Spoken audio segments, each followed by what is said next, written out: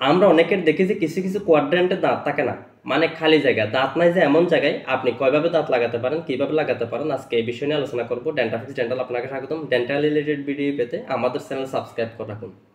আপনার ধরুন একটা দাঁত নাই বা দুইটা দাঁত নাই, দাঁত নাই যে এমন জায়গায় আপনি চাইলে তিনভাবে দাঁত লাগাতে পারেন। একটা হচ্ছে কোলাবাদা, আরেকটা হচ্ছে ফিক্সড। কোলাবাদা করা যাবে না, দুই দিক থেকে সাপোর্ট নিয়ে। আরেকটা হচ্ছে ফিক্সড, কোলাবাদা করা যাবে না কিন্তু সাপোর্ট সাপ।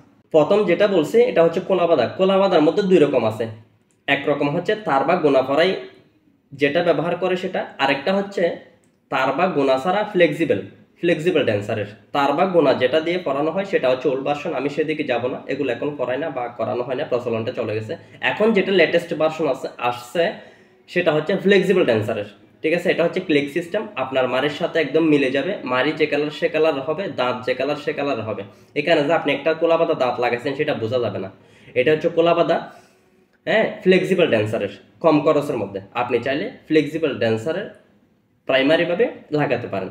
আর যেটা পার্মানেন্ট দুই দিক থেকে সাপোর্ট নিয়ে লাগানোর সিস্টেম আছে সেটা হচ্ছে, আমি একটু দেখাই দিই।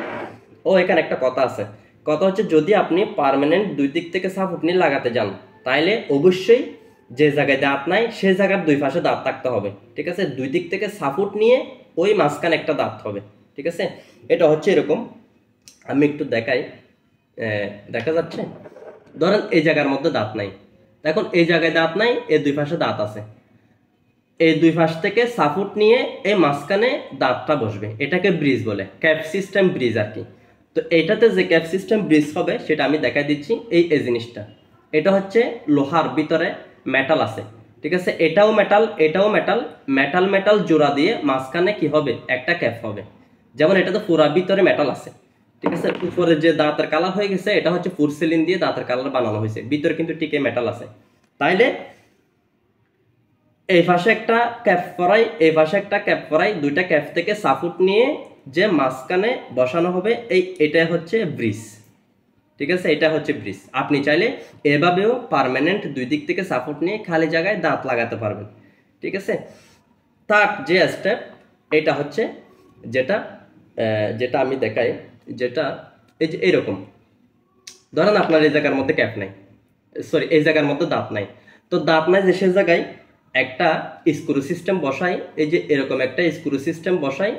ঠিক আছে, বসাই একটা কি ফাউন্ড তৈরি করবে, এরকম একটা ক্যাপ করা দেওয়া হবে। ঠিক আছে, এটা হচ্ছে সিঙ্গেল, এটা হচ্ছে টাইটানিয়ামের স্ক্রু দ্বারা করানো হয়, এটা হচ্ছে অনেক সময়ও লাগে, তারপর হচ্ছে একটু খরচ বেরোচ্ছে বেশি।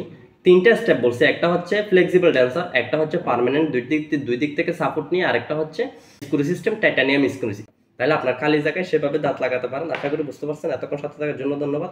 আসসালামু আলাইকুম।